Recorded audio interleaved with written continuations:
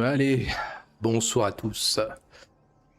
On se retrouve ce soir pour une nouvelle tier list classique. On aime bien alterner art et histoire dans ces dernières. Je pense que c'est un bon compromis pour pas trop s'assommer la gueule. Alors, autant les grandes épidémies, je pense que le sujet était parfaitement clair et que, bon, malheureusement, c'est mon travail qui l'avait rendu un petit peu plus compliqué. Autant là, je crois que cela doit nécessiter des développements pour cadrer un peu l'exercice et éviter les surprises à mes chers auditeurs que je chéris bien entendu. Alors pourquoi ce sujet? Vous savez que j'aime bien justifier la chose avant de m'y consacrer. Eh bien c'est assez simple, rien de sorcier là-dedans, on a fait les épidémies et effectivement elles sont considérées comme des catastrophes naturelles. J'y ai donc réfléchi, je me suis dit qu'il y avait quelque chose à faire sur ces dernières en plus. Je pense qu'un certain nombre sont méconnus. Et ensuite, bon, il y aurait quelque chose à faire sur les famines, mais qui remplissent un petit peu plus difficilement certains critères proprement naturels, en tout cas parfois, hein, sont aussi des conséquences de catastrophes naturelles en certaines occasions, mais bon, parfois c'est dû à l'intervention humaine, donc je les ai exclus. Et puis ensuite, un travail à faire peut-être sur les catastrophes industrielles, même si par ce vocable j'engloberais sans doute quelque chose de plus large que la simple notion d'industrie. Enfin bon, si je traite ces deux sujets, ce sera l'an prochain parce que je sais déjà ce que je vais faire pour les dernières tier lists de cette année. On verra donc.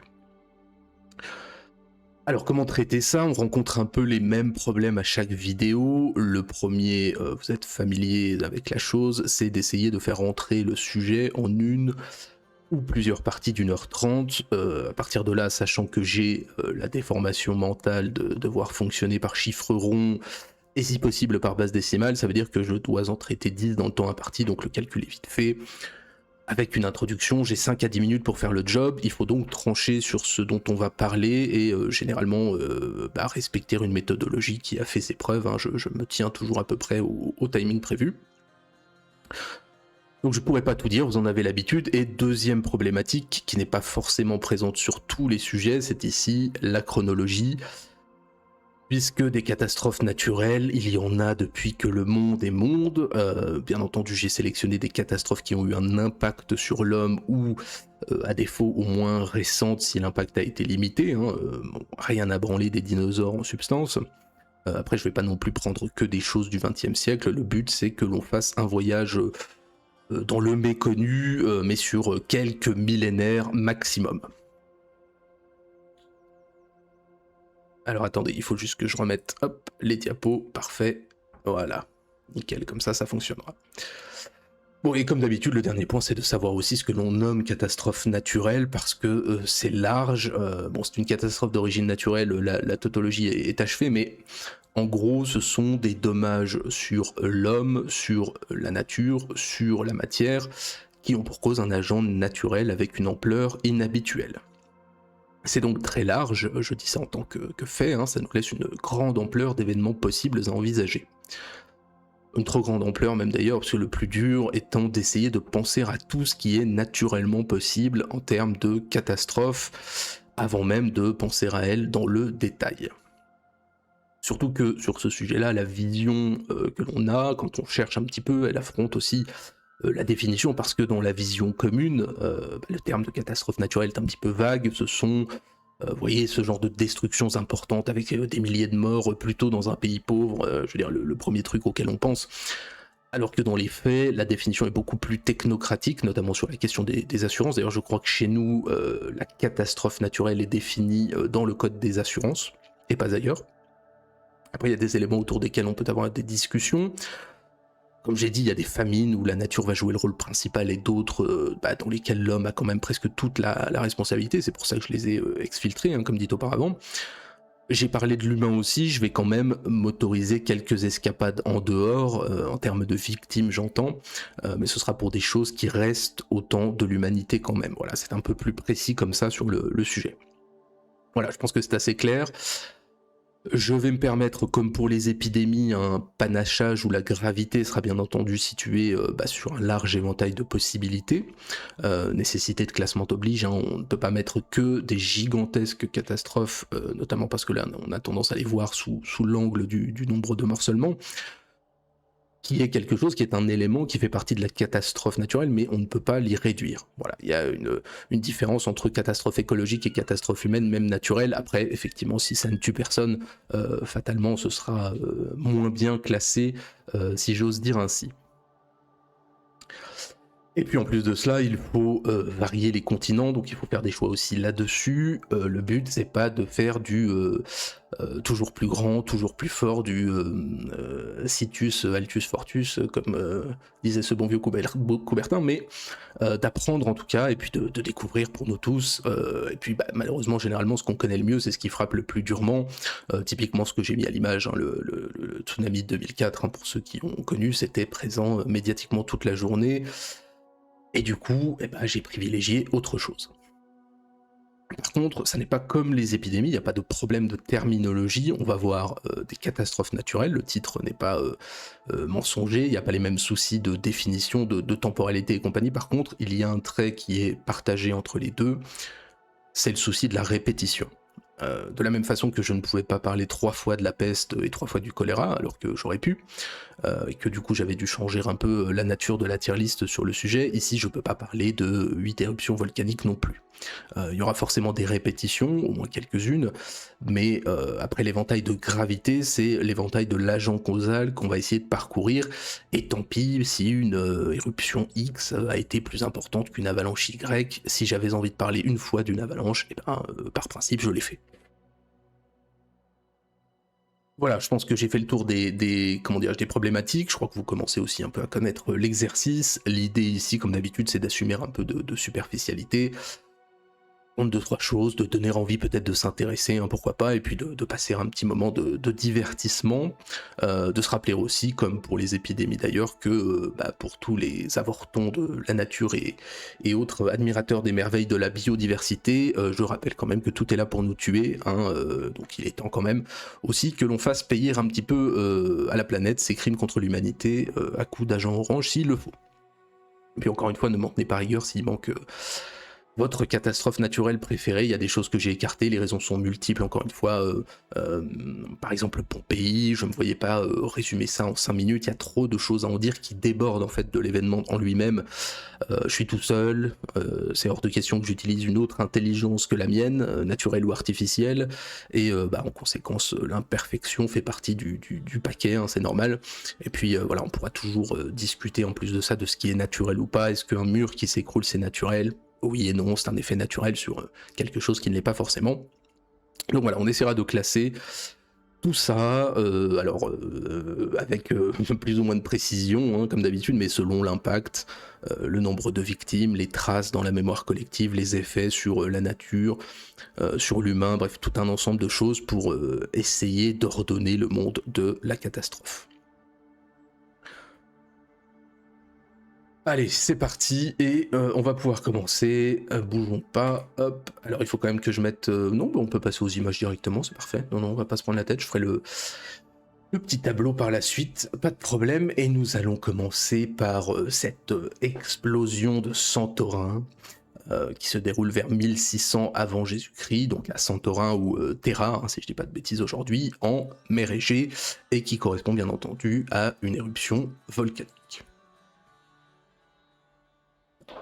Alors, pour ne rien vous cacher, la plupart des catastrophes, probablement la moitié, datent au moins du 19e. Je n'ai pas fait le calcul, mais ça doit être ça à peu près, peut-être même les 2/3. Mais donc ici, priorité aux aînés quand même. Alors, de quoi parlons-nous ? Eh bien, nous parlons de ce qui est réputé pour être un des plus importants événements volcaniques de l'histoire de l'humanité, enfin en force en tout cas, dû au processus tectonique, hein, comme d'habitude, zone de rencontre ici des plaques africaines et eurasiennes. Et non, ce n'est pas à Lampedusa. Alors bien entendu, considérant la date, on est à mi-chemin entre l'histoire attestée et un petit peu la géologie. Néanmoins, l'éruption est un important repère chronologique dans l'âge du bronze méditerranéen. Disons que ça se passe vers 1600 avant Jésus-Christ, le consensus n'est pas encore total, par contre on est certain que ça va avoir lieu en juin ou en juillet, ce qui est assez formidable quand on y pense puisqu'on n'est pas sûr du siècle, mais on arrive à être sûr du mois. En fait, la discussion sur le sujet Et sur sa datation, elle se base sur une décorrélation entre ce que l'on retrouve comme céramique et la datation séquentielle. En fait, on a un siècle d'écart entre la céramique qu'on retrouve, notamment égyptienne, et les couches stratigraphiques. Alors aujourd'hui, la datation au radiocarbone, elle penche pour la date que j'ai donnée, mais on a toujours deux camps bien tranchés, et on arrive à des analyses où finalement l'objectif est peut-être plus d'accorder tout le monde que d'avoir vraiment l'année précise, ce qui est effectivement d'une importance relative. Alors il est clair, vous en doutez, qu'il y avait une activité volcanique déjà ancienne, aboutissant au fil de répétitions cycliques in fine à la reproduction d'un nouveau cône volcanique en plein centre de l'île, enfin au centre. Vous voyez l'idée, hein, vous avez l'image satellite, c'est le centre de ce qui reste, centre qui entre en activité donc à ce moment-là, l'île ayant déjà peu ou prou la forme qu'on lui connaît, hein. Cette forme-là était déjà actée, de toute façon elle a été formée par l'activité volcanique. Et l'absence de restes humains indique probablement que cette activité volcanique ou sismique a dû au moins provoquer leur fuite. Pourquoi est-ce que l'on sait ça? Ah, ton expertise personnelle est d'accord avec... Ok, parfait. Bah écoute, si tu t'es rendu sur place étudier les cailloux, je suis content d'avoir un géologue en plus d'un allergologue et d'un biologiste dans mon entourage. Je crois que sur Internet, on fait difficilement une communauté plus érudite. Alors pourquoi est-ce qu'on sait ça? Eh ben, ça fait un peu partie des mystères de la chose. On a la ville d'Akrotiri qui a été découverte en 1967, qui est un peu le Pompéi local, mais sans aucune trace de victimes. Donc cette fuite, ça fait partie des hypothèses, comme le fait que les victimes aient pu être incinérées par les gaz ou emportées par la mer, ou même ensevelies dans un endroit non encore découvert, puisqu'il semblerait possible que les habitants soient revenus récupérer leurs biens, puisqu'on n'a rien retrouvé de précieux non plus. Et donc, s'ils sont revenus, ils ont pu éventuellement enterrer les victimes. Ville d'Akrotiri, d'ailleurs d'une ampleur assez exceptionnelle, enfouie qu'elle était sous 6 mètres de dépôt volcanique, et qui a rajouté à l'opinion, faisant de cette éruption l'une des origines du mythe de l'Atlantide. Alors l'ampleur de la dite éruption a été difficile à estimer, puisque la plupart des rejets se sont faits en mer, mais on pense aujourd'hui que c'est 30 à 40 km3 de matériaux qui sont expulsés avec une colonne éruptive de 30 à 35 km de haut, donc jusque la stratosphère. L'éruption est dite de type plinienne, donc avec débris volcaniques et gaz et grosses quantités de pierres ponces. Alors, les chercheurs estiment sa puissance à plusieurs millions de bombes atomiques, ça fait bien de dire ça comme ça, bon, c'est une importance là aussi relative, et on a effectivement, c'est vrai, une éruption d'une ampleur et d'une violence exceptionnelle. Bien entendu, cette explosion va provoquer aussi de gigantesques tsunamis, des vagues, alors encore une fois, on estime tout ça, hein, entre 30 et 150 mètres de haut, qui vont dévaster la côte nord de la Crète, qui est à plus de 100 km de là. Bon, sur la côte, on n'est plus sur un tsunami et sur des vagues de 150 mètres de haut, mais bref, on a retrouvé en tout cas les traces de 4 tsunamis successifs qui correspondent aux 4 phases de l'éruption dans une cité de l'époque sur la côte anatolienne, à Çeşme, en l'occurrence donc dans l'actuelle Turquie. Et donc d'abord on a 4 phases, une phase majeure qui va expulser une grande quantité de pierres ponces et de cendres sur le coin, la deuxième avec nuées ardentes et coulées de lave, la troisième avec effondrement de la structure volcanique et expulsion encore une fois de tonnes de matériaux, et la quatrième avec de tout et avec l'effondrement total de la structure et cette création de phases de méga tsunami.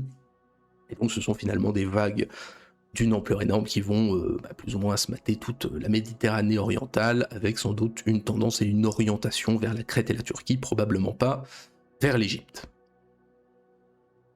Alors sur ce qui est de l'impact climatique, là aussi, les discussions et les doutes existent. On trouve des pics majeurs de sulfate, des perturbations importantes et un refroidissement extrême dans des carottages au Groenland.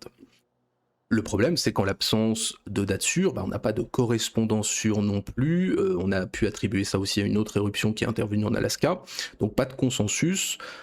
Par contre, au-delà de ce que l'on a évoqué sur l'Atlantide, ces effets sont encore là aussi discutés sur les civilisations environnantes. C'est certain que les villes portuaires minoennes, hittites, plus douteusement encore une fois égyptiennes et compagnie, Proche oriental, ont dû subir des destructions de grande ampleur dont on a retrouvé certaines traces avec certitude. Là-dessus, il n'y a pas de doute.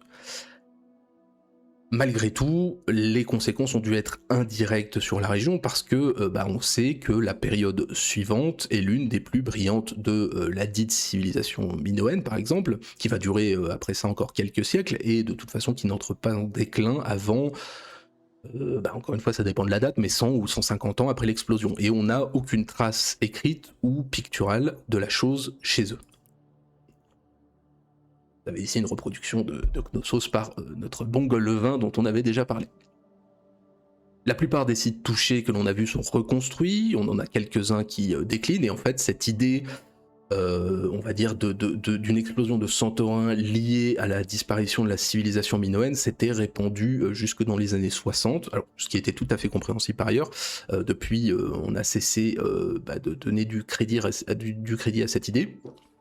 Et donc on n'a pas de texte précis, on n'a pas de trace globale, on n'a pas de certitude sur l'impact climatique, et tout ça est encore discuté, les hypothèses historiques sont légion, tout ce qui ressort des autres traditions textuelles, qu'elles soient chinoises, égyptiennes ou grecques, tout ça est encore sujet à de sérieux doutes et de sérieuses interrogations. Surtout, encore une fois, qu'en l'absence de date certaine, on n'a rien qui peut définitivement correspondre. Il n'empêche que l'éruption, c'est vrai, reste un repère chronologique important pour cet âge du bronze dans cette zone. Bon, la chose a laissé des traces très claires des destructions engendrées, soit. En même temps, les recherches archéologiques n'ont pour le moment trouvé qu'une seule victime directe attestée, un homme avec son chien, à Çeşme en Turquie d'ailleurs, qui est à plus de 200 km de Santorin, qui a été enseveli par une des 4 vagues du tsunami, mais plus sérieusement, moi j'avais en tête, je le reconnais, une éruption majeure qui aurait tout bouleversé. Et c'est ce qu'on trouve parfois dans des articles, j'ai pu lire un petit peu de certaines revues scientifiques qui font un peu de sensationnalisme, alors que dans les faits, on est sûr de rien. Il semblerait surtout que ça n'a eu qu'un impact fort limité. On n'a même pas de victimes sur l'île elle-même. Et très sincèrement, par rapport à ce que je croyais, à mes lectures un peu en passant, parce qu'on a tous... en tout cas, je pense que beaucoup de gens ont un peu cette référence-là en tête sans expertise sur le sujet, mais voilà, je lui attribuais bien plus que ce qui fut en réalité. On n'a pas de date, on n'a pas de victime, on n'a pas de certitude, pas de corrélation avec l'effondrement minoen, en tout cas pour le moment, et donc de fait, ça doit aller tout en bas. Je vais faire, hop, la transition, en plus la victime avec son chien, ça me paraît tout à fait adéquate. Voilà, c'est une éruption de grande ampleur, effectivement, mais avec des rattachements incertains et voilà, un petit peu relié simplement à l'Atlantide, ce qui me paraît un petit peu léger pour parler de catastrophes naturelles de grande ampleur. On verra par la suite pour le classement, et puis de toute façon, j'en suis l'auteur, donc j'assume mes responsabilités sur ce point. Bien, passons à complètement autre chose, et nous allons aux Pays-Bas, puisque nous parlons des inondations aux Pays-Bas en général. On pourrait se dire qu'il faudrait choisir, mais pourquoi choisir? On parle des catastrophes naturelles, et d'un phénomène que je crois, ou à tort ou à raison, peu importe, mais trop sous-estimé, le prix payé par cet endroit de l'Europe aux nombreuses manifestations de colère des eaux. En même temps, vivre à côté de la mer et sous son niveau, ça peut provoquer que des problèmes, surtout quand on est dans un delta formé par 4 fleuves.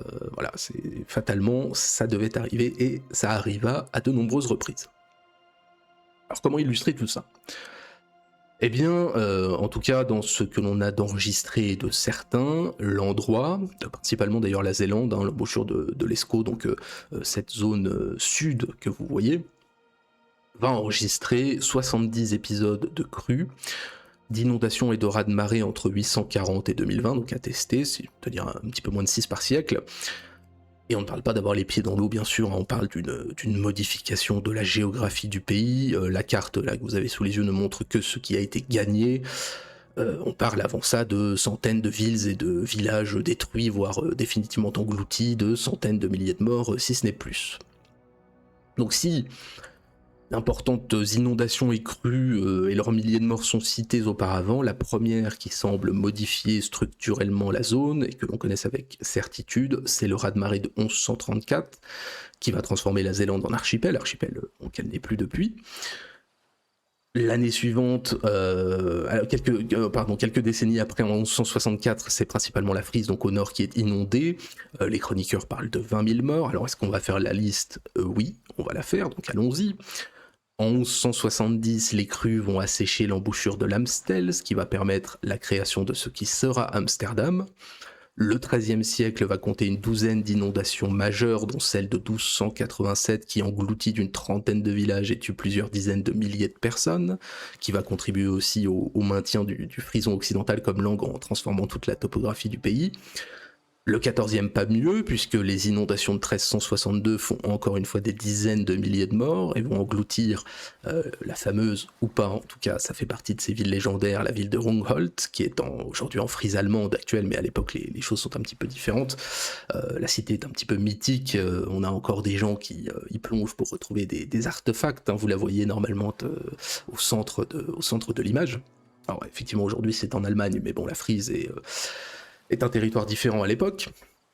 Au 15e, rebelote à la Sainte-Élisabeth en 1421, des milliers de morts, des dizaines de villages détruits. Au 16e, ça continue encore, on a des zones entières qui disparaissent sous les flots, on se bat avec la nature, on voit les digues être détruites et reconstruites, les polders gagnés sur la mer qui sont engloutis. À la Saint-Félix en 1530, on parle de 100 000 morts, d'une vingtaine de villages disparus à jamais sous la mer. Et c'est pas fini, c'est même sans cesse. En 1643, la Meuse va atteindre son plus haut niveau historique dans le pays, plusieurs mètres au-dessus de son niveau normal. Et enfin, en 1717, on a les dernières, entre guillemets, grandes inondations de ce type, on y viendra après, qui vont toucher plusieurs pays, qui vont faire plus d'une dizaine de milliers de morts, dont 2500 aux Pays-Bas. Et alors pourquoi je m'arrête là-dessus et pourquoi j'ai dit les dernières, ce qui n'est pas tout à fait vrai? Eh bien parce que cela marque une importante transition, puisque la responsabilité de la qualité des digues, qui incombait auparavant aux propriétaires fonciers, est transférée au gouvernement. Et à partir de là, si on ne peut pas empêcher la nature de faire des siennes, on peut empêcher que l'homme ne fasse rien contre.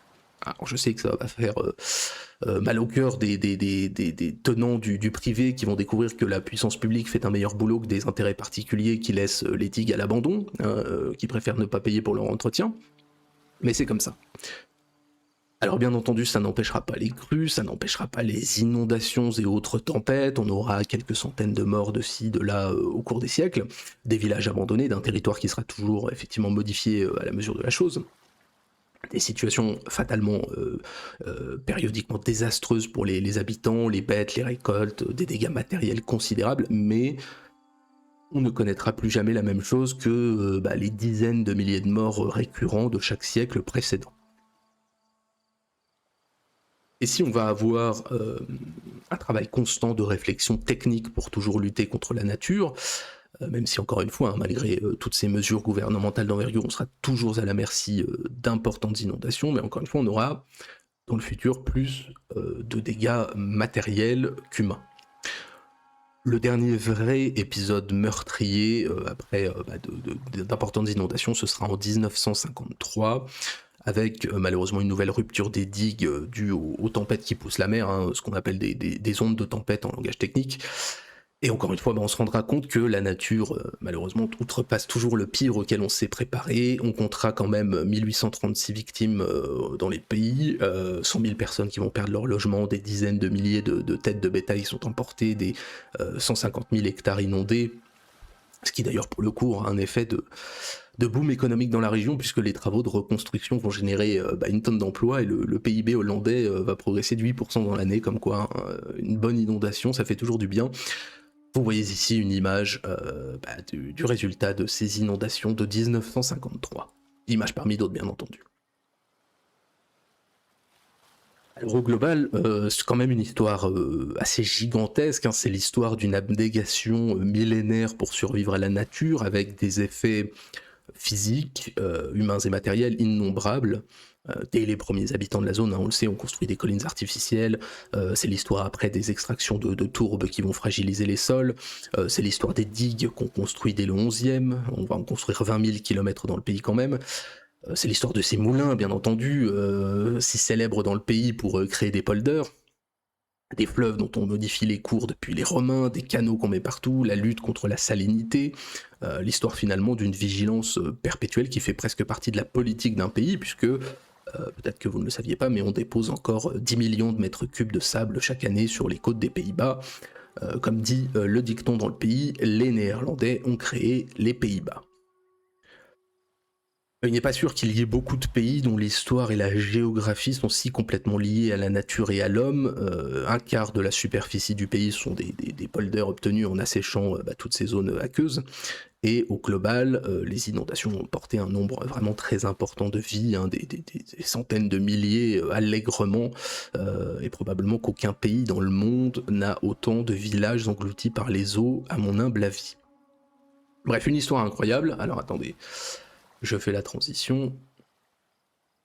Une histoire incroyable donc, mais pas tout en haut, puisque je trouve qu'il manque quand même un petit peu l'événement total, global et soudain, donc j'aurais tendance à dire second rang pour voilà, ces millénaires de lutte et de mort contre la montée des eaux et la transformation, hein, du territoire d'un pays sous cette seule condition. C'est quand même assez impressionnant, et même si on le sait, même si on connaît tous un petit peu cette histoire des Pays-Bas par rapport à la chose, ne serait-ce que par leur géographie, ça reste une histoire méconnue dans la répétition notamment de ces événements tragiques. Alors puisqu'on parle de tragique, on va pouvoir passer à la suite, puisque nous allons parler de la tragédie de Vargas. Alors, tragédie de Vargas qui se déroule du 5 au 17 décembre 1999. Nous sommes à La Guaira au Venezuela. Alors, nous sommes dans l'état de Vargas qui est aujourd'hui l'état de La Guaira, état de la côte vénézuélienne, comme vous le voyez, soumis depuis toujours au glissement de terrains et inondations, attesté depuis le 17e. En même temps, personne ne sait écrire là-bas avant, mais usuellement relativement mineur. Là, pas cette fois. Et malheureusement pour nos chers amis du Venezuela, nous sommes dans un endroit avec un urbanisme discutable. Encore une fois, l'imprévision, c'est dans notre caractère, mais disons que l'on a eu tendance à surcharger de résidences des vallées qui formaient des voies naturelles d'écoulement du trop-plein, et on a eu tendance à bâtir sur des cônes de déjection qui sont plus ou moins les zones naturelles d'écoulement de ce trop-plein. C'est très fertile, c'est très propice à l'urbanisation parce que c'est tout à fait plat en zone montagneuse, mais c'est pas toujours une très bonne idée d'y vivre. En 1999, donc, année de tempête, en décembre, mois de tempête aussi, nous en reparlerons, l'État avait en plus connu une explosion démographique, ce qui a tendance à aider pour le nombre de morts, mais va surtout voir tomber des pluies diluviennes, près d'1 mètre en quelques jours, les 14, 15 et 16 décembre, provoquant l'instabilité des sols et un risque accru de coulée de débris. En gros, vous avez la pluviométrie annuelle qui tombe en 3 jours, sachant qu'on avait déjà des pluies depuis une petite dizaine de jours. C'est quasiment 2 mètres de pluie en 2 semaines, c'est absolument délirant. Je vous ai mis ici le coin pour que vous voyez un petit peu à quoi ça ressemble. Nous sommes vraiment à flanc de montagne. Des montagnes qui culminent à 2000 mètres, et puis en plus de ça, vous bordez quasiment directement la mer, comme vous le voyez, quasiment tout l'état est ressemblant à ceci. Donc dès le 5 décembre, avec les premières pluies, on a les alertes qui arrivent, on a des maisons qui sont détruites, bon, jusqu'au 10, les alertes continuent, on a des premiers glissements de terrain assez mineurs. Et donc à partir du 13 décembre, la pluie redouble. Le 14, les Vénézuéliens doivent voter une nouvelle constitution. Et alors que les pompiers voudraient déclarer l'état d'urgence, Chavez le dit, si la nature s'oppose à nous, nous la combattrons et nous la ferons obéir. Alors je crois qu'il reprend ça, je crois que c'est du Bolivar, mais peu importe, c'était une très mauvaise idée. Parce que la nature ne va pas obéir. Et c'est finalement le 15 décembre que la montagne décide de déferler sur la mer. Les eaux de ruissellement emportent et déposent des sédiments sur leur passage, vont déclencher des milliers de glissements de terrain sur toutes les pentes abruptes de la zone. Vous voyez à peu près à quoi ça ressemble. C'est abrupt, c'est montagneux, et c'est plein de rivières. L'eau qui est complètement en trop-plein va liquéfier ces glissements de terrain en lave torrentielle, c'est le petit nom technique, et on se retrouve avec un événement qui tient à la fois de la coulée de boue, de l'inondation et du glissement de terrain pur et qui charrie des blocs de rochers de plusieurs tonnes. Les sols sont complètement saturés à l'échelle de l'état entier. Il faut bien comprendre qu'on n'est pas sur un glissement de terrain ou une coulée de boue sur une ville. On est sur un état entier du Venezuela qui se retrouve ravagé. Les glissements de terrain et les coulées de boue sont énormes, notamment avec toutes ces montagnes à pentes abruptes qui vont frapper des rivières dont le débit est normalement faible, avec des bassins versants qui sont eux aussi en pente énorme. Bref, tout est réuni pour que les villes soient ratiboisées, ce qui va être le cas. 2 millions de mètres cubes de boue et de sédiments vont se déverser sur la côte, des rochers, encore une fois, de plusieurs mètres de diamètre, de l'eau, des mètres de coulée qui engloutissent tout et tout le monde. Et puis, quelques jours après, bien entendu, on aura les évacuations comme on peut, les opérations de sauvetage qui commenceront avec une aide internationale importante, sauf américaine, parce que, bien entendu, Chavez la refusera. Alors, vous voyez sur cette image, c'est à peu près parlant comment on a construit et où ça va se dérouler et comment ça va se dérouler. C'est presque naturel que ça se déverse de cette façon-là. On estime que la catastrophe va faire entre 10 000 et 30 000 morts, dont on ne retrouvera d'ailleurs qu'un millier, puisqu'en même temps, soit ils étaient dans la flotte, soit ils étaient plus ou moins sous 5 mètres de boue solidifiée. On ne sait pas exactement le nombre de morts, parce qu'à l'époque, on n'a aucun recensement fiable dans le coin. Comme j'ai dit, en plus, il y a eu une importante augmentation démographique et plein de gens qui vivent dans des baraques de fortune dont on n'avait absolument pas la trace. Alors on dit que plus ou moins 10% de la population de l'État y est passée, et bon voilà, le Venezuela étant ce qu'il est, 10 ans après, les gens vivront toujours dans des tentes, mais ça c'est une autre histoire. Franchement, pour cette tragédie de Vargas, à mon sens, on va la mettre au milieu. Hop, c'est typiquement le genre d'événement où l'on voit pire et où l'on voit mieux, si j'ose dire, dans l'optique d'un classement, bien entendu, on va pas se réjouir de ce type d'événement. Au niveau du nombre de morts, on va voir bien plus. Au niveau de l'héritage que ça laisse, bon, le Venezuela, tout le monde s'en branle. La preuve, il y a eu encore un séisme il n'y a pas longtemps et personne n'en a rien à foutre. Mais quand même, rendons leur hommage et nous allons mettre la tragédie de Vargas en plein milieu. Alors, nous passons à complètement autre chose. Je sais pas si j'avais fait le... Oui, si, je pense que si. Hop. Et on va se replonger un peu dans l'histoire, puisque nous allons parler du séisme d'Antioche, qui se déroule entre le 20 et le 29 mai 526. On ne connaît pas la date forcément exacte. Bien entendu, à Antioche, qui est l'actuelle Antakya, qui est en Turquie. Antioche... Vous le savez, on en reparlera dans le développement. Antioche a une histoire sismique, déjà ravagée de fond en comble qu'elle fut en 115. Et puis, parce que pour son malheur, comme vous le voyez, elle se trouve au point de rencontre des plaques africaines, anatoliennes et arabiques, et donc cette faille du Levant, cette faille est-anatolienne et l'arc chypriote. Bref, un coin à séisme depuis des milliers d'années de présence humaine. À la fin du joli mois de mai, la ville abrite de nombreux pèlerins et habitants des campagnes venus y fêter l'Ascension. Ascension qu'ils vont connaître d'ailleurs eux-mêmes dans cette ville importante du christianisme et de l'Empire, siège d'un patriarcat et généralement siège des opérations impériales vers l'Est et probablement seconde ville la plus grande de l'Empire romain d'Orient ou troisième, ça se discute avec Alexandrie, mais peu importe.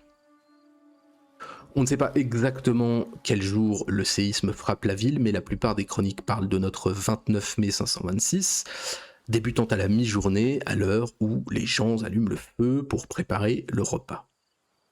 On ne connaît pas non plus bien sûr la magnitude de ce dernier, on ne peut faire mieux que de l'estimer, mais les chroniqueurs parlent d'une ville dévastée par la secousse et surtout en proie à un incendie dévorant tout, et la ville basse est détruite de fond en comble peu ou prou, alors que les bâtiments érigés à proximité des contreforts du mont Silpius ont mieux résisté. Vous avez ici le plan de la ville antique.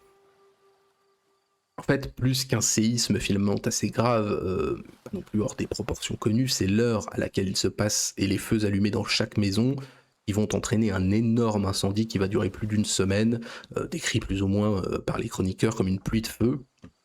Alors, bien entendu, dans une optique eschatologique récurrente à cette époque, c'est La colère divine qui est mise en avant, l'événement naturel et la volonté de Dieu évoluent de concert pour punir les hommes de leurs péchés. Alors on a la chance d'avoir des chroniqueurs du temps, Empire romain d'Orient oblige, le chroniqueur Jean Malalas va parler de 250 000 morts, là où Procope de Césarée, grand historien, en dénombre lui 300 000.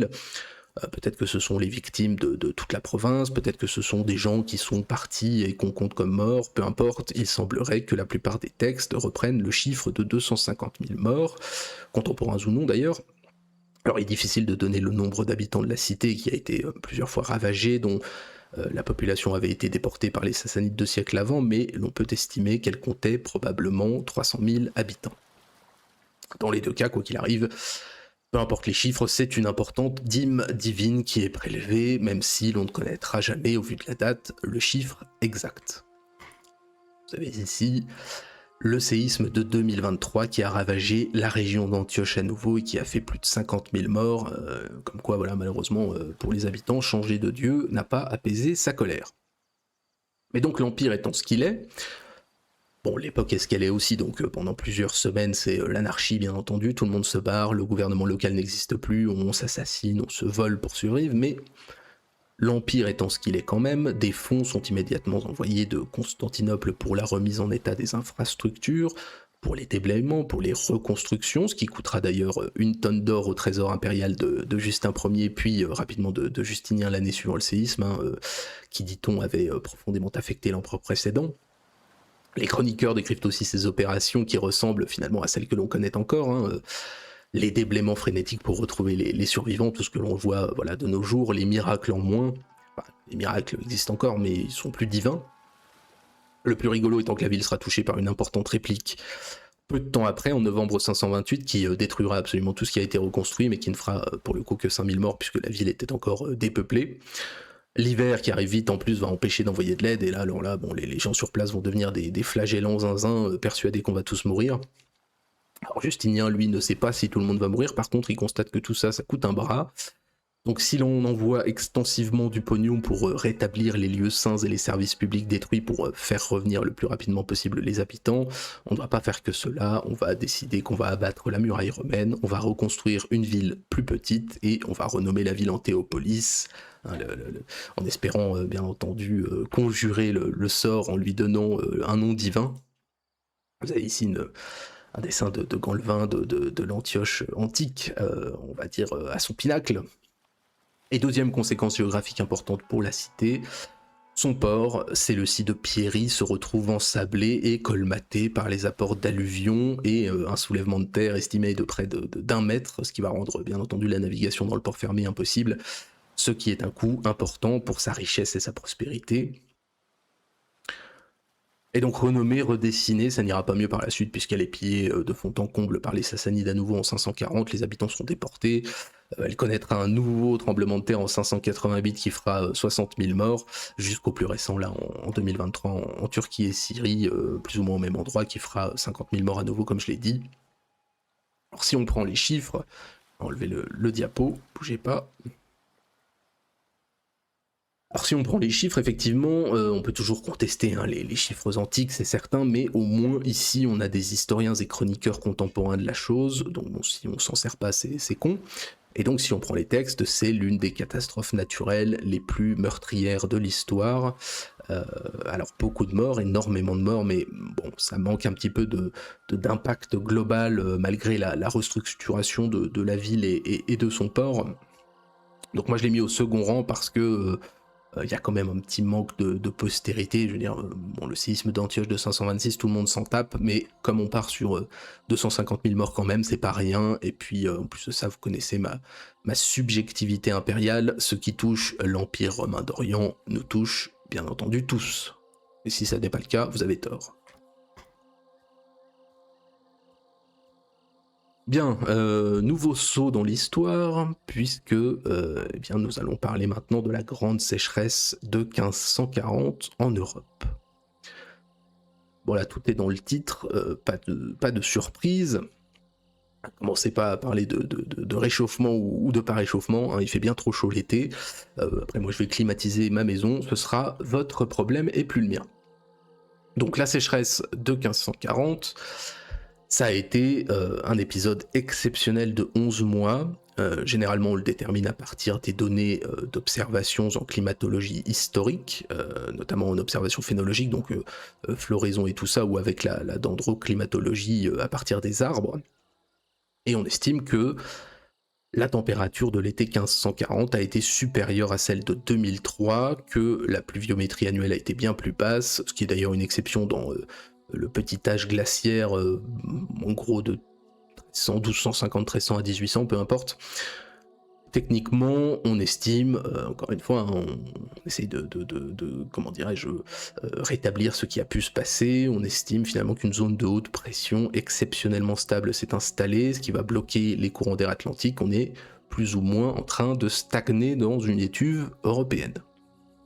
Alors, il y a eu néanmoins des discussions à partir des études scientifiques sur l'existence ou non de cette sécheresse exceptionnelle. Alors au-delà du fait que la dendrochronologie n'est pas une science parfaite, il y a un autre élément essentiel en faveur de l'existence d'une anomalie climatique d'une ampleur jamais vue, c'est que comme on est en 1540 après Jésus-Christ et pas avant, eh bien on a la chance d'avoir des gens qui notent certaines observations et même dans le détail. On en a énormément, plus de 300 je crois, dans diverses régions d'Europe. Alors vous avez la carte sous les yeux qui est une distribution spatiale des témoignages que l'on a avec le type d'événements, pluie surabondante, chaleur, bon ça à la limite peu importe. Et accessoirement, il y a quand même d'autres travaux scientifiques qui corroborent la chose, mais voilà, on a des dizaines de types partout en Europe qui écrivent là-dessus. En Suisse, exemple, on note à Zurich que l'on n'a pas une seule journée ou nuit complète de pluie entre février et fin septembre. En Alsace, de fin juin à début août, pas une goutte de pluie. Aucune pluie non plus en Angleterre de juin à début octobre, aucune neige dans l'année dans le pays, et les modèles de reconstitution indiquent une température supérieure à 40 degrés dans de nombreux endroits. En fait, absolument tous les modèles qu'on reconstitue en température, alors à partir encore une fois des témoignages, en température, en pluviométrie et compagnie sont absolument délirants. Vous avez ici des pluies de la saison, par saison, estimées en 1540, alors dans le nord de la Suisse et à Cracovie, comparé au XXe siècle. Néanmoins, et malgré ce qu'on a dit de réel sur le petit âge glaciaire, dans cet âge-là, c'est vrai que les étés étaient souvent... on avait des étés isolés chauds et secs qui étaient récurrents, c'était plutôt habituel, notamment en Europe centrale. Mais là, le problème, c'est qu'au global, dans la décennie 1530-1540, on est tout de même sur une exception. Les étés étaient aussi chauds que ceux du second XXe siècle, donc on sort déjà d'une décennie très particulière, et finalement... Eh bien, l'année 1540 va marquer l'apogée de cette décennie de sécheresse européenne unique au cours du demi-millénaire écoulé. Alors unique par nature ou unique parce que notre gestion maintenant est meilleure, je laisserai les gens trancher. Mais en tout cas, on estime que la température a été en moyenne de 5 degrés plus élevée durant l'année par rapport au normal du 20e, et on a sans doute un été complet à quasi 40 en Europe centrale, une sécheresse générale qui commence d'ailleurs un petit peu plus tôt dès octobre 1539 dans le nord de l'Italie, par un hiver qui est littéralement caniculaire. Vous avez ici la reconstitution des températures des années écoulées depuis 1500. Donc avec le différentiel, moins ou plus par rapport au normal. Et donc, la plupart des sources, la plupart des ruisseaux, des rivières sont asséchées, des fissures de 30 cm de large s'ouvrent dans le sol, la Meuse est stagnante, le Rhin ou l'Elbe ont seulement 10% de leur débit habituel, la Seine devient quayable, vous la traversez à pied. Les stocks de poissons sont décimés, on a des criquets migrateurs qui ravagent les récoltes, le lac de Constance va enregistrer son niveau le plus bas jamais vu et devient peu ou prou une grande mare. Et vous imaginez bien que cela va avoir des conséquences selon l'endroit. Alors, la plupart du temps, les récoltes d'hiver avaient été satisfaisantes, même si on enregistre déjà famines et migrations en Italie du Nord. Les récoltes de printemps sont totalement perdues au nord des Alpes, l'abreuvement du bétail devient impossible, toutes les bêtes meurent, les prix flambent, donc alimentation en souffrance, d'autant plus qu'on ne peut pas se rabattre sur les poissons puisque les cours d'eau sont tous à sec. Le secteur des transports est à l'agonie puisqu'une grande partie se fait par le transport fluvial. La source d'énergie qu'est l'eau, pareil, donc les moulins, hop, finito, donc flambée du prix de la farine et du pain. Et par-dessus, qui dit chaleur, qui dit plus d'eau, puis asséché, mauvaise alimentation, dite épidémie, principalement la dysenterie, on s'en doute, hein, vu le rapport avec l'eau, et puis simplement hein, le coup de chaleur, hein, et on estime la surmortalité dans cette année à 1 million de personnes en Europe. L'Europe dont on parle, hein, à l'époque, c'est un peu plus de 50 millions de personnes, hein, au milieu du 16e. Le seul avantage dans tout ça, c'est qu'on aura quasiment que des vendanges tardives et du vin doux, ce qui sera une récolte d'exception, et on aura des gens qui se biturent avec joie, et le vin, à un moment donné, sera même moins cher que l'eau. Au-delà de ces éléments naturels, alors vous voyez un petit peu, encore une fois, le modèle de température et des anomalies relevées, avec ces belles couleurs qu'on aime bien mettre, hein, oh là là, c'est rouge, c'est chaud. Au-delà de tous ces éléments naturels, comme vous le savez, on l'a vu cette année, la sécheresse c'est aussi le feu. On a près d'une cinquantaine de chroniqueurs qui vont relater des feux d'une ampleur exceptionnelle, qui vont durer parfois des mois en forêt. On recense par exemple plus d'une trentaine de feux dans les villes du territoire allemand, ce qui va devenir très vite une paranoïa criminelle, puisque vous le voyez à l'époque, cela s'inscrit dans les troubles politiques de la Réforme, et les accusations de pyromanie vont voler entre catholiques et protestants. Dieu merci, ils ont la guerre de 30 ans après, pour voir que des destructions par le feu, on peut encore faire mieux. Donc au global, c'est un phénomène... je suis tombé sur la transition, hop, voilà, parfait.